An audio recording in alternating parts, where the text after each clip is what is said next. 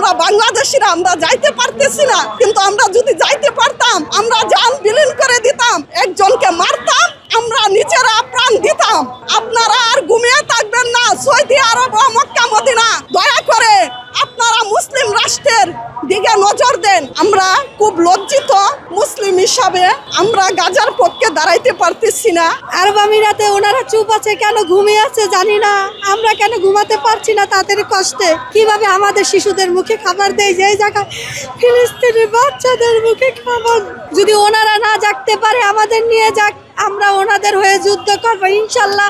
আমাদের এখন প্রত্যেক মুসলিম উম্মাহ হিসেবে উচিত, ফরজ আসলে, যে যুদ্ধে নামা। এটা আমাদের ভাষায় প্রকাশ করার মতো না। এটা মার জন্য কত বেদনাদায়ক, এটা এটা শুধু মাই জানে।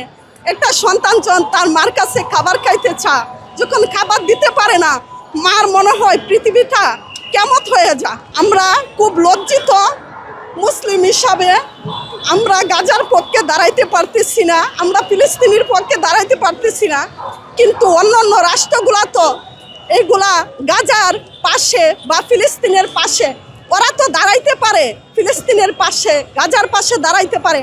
আমার শুধু এইটাই, আমি সৌদি ও মক্কা মদিনা অন্যান্য মুসলমান রাষ্ট্রদের কাছে অনুরোধ করব, আপনারা দয়া করে আপনারা গাজাবাসীকে সাহায্য করেন, গাজাবাসীর উপরে আপনার রহমতের হাত বিছিয়ে দেন।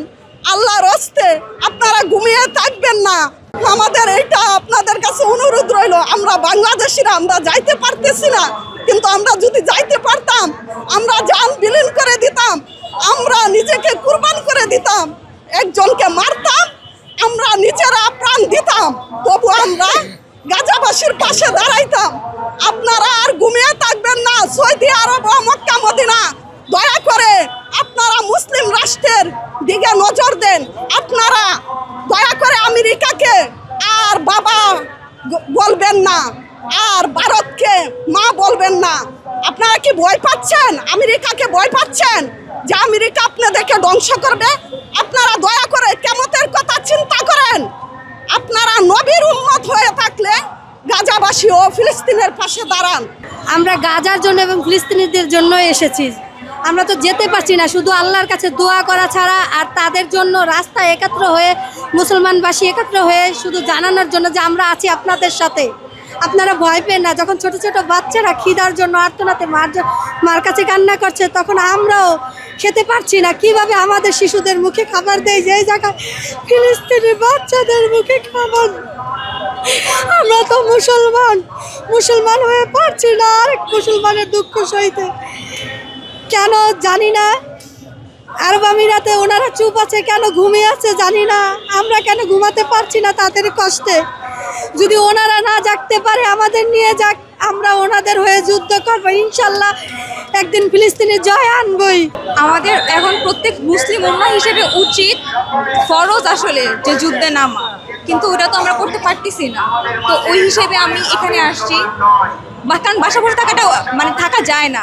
আমি একজন মুসলিম হিসেবে মুসলিম ভাই বোনদের, মানে ইসলামে যেটা মুসলিম ভাই বোন, সেই ধারণাও যদি হয়, ওনারাও মানুষ, আমরাও মানুষ। একজন মানুষ হিসেবে মানুষের উপরে যেই নির্যাতন চলছে, সেটা আমরা ফেসবুকে, সোশ্যাল মিডিয়ায় স্ক্রল করলেই তাদের নির্যাতনের ছবিগুলো ভেসে উঠতেছে, যা বলার মতো না।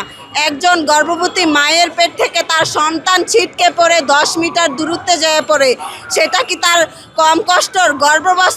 গর্ভবত অবস্থায় তার যেই কষ্টটায় পায়, সে তো মানে নির্মমযোগ্য একটা হত্যা। পেটে দুনিয়াতে আসতেই তার মৃত্যুর ছবি দেখতে হচ্ছে, যা বলার বাহিরে। একজন বাবার হাতে তার সন্তানের মাথা কাটা লাশ, যা বলার মতোই না। আমরা যদিও বলি যে তারা আমাদের মুসলিম ভাই বোন, তাদের দেশে যে পরিমাণ নির্যাতন হচ্ছে, আমাদের দেশ থেকে দিদু বলতো যে তাদের দেশে জিহাদের জন্য যেতে, অবশ্যই আমরা যেতে চাইতাম। আমাদের দেশে যতটুকু পর্যন্ত দেওয়া হচ্ছে যে তাদের দেশে যাওয়ার মতো আমাদের ব্যবস্থা করানো হোক, বা জিহাদের জন্য ডাক দিলেও আমরা চলে যেতাম। আজ আমাদের দ্বারা এতটুকু সম্ভব হচ্ছে বিধায় আমরা তা করতে পারতেছি। যদিও আমাদের দেশে দিদু সেরকম একটা ব্যবস্থা করা দিত, তাহলে অবশ্যই এরকম লাখো লাখো জনতাও হয়তো যেতে পারতো।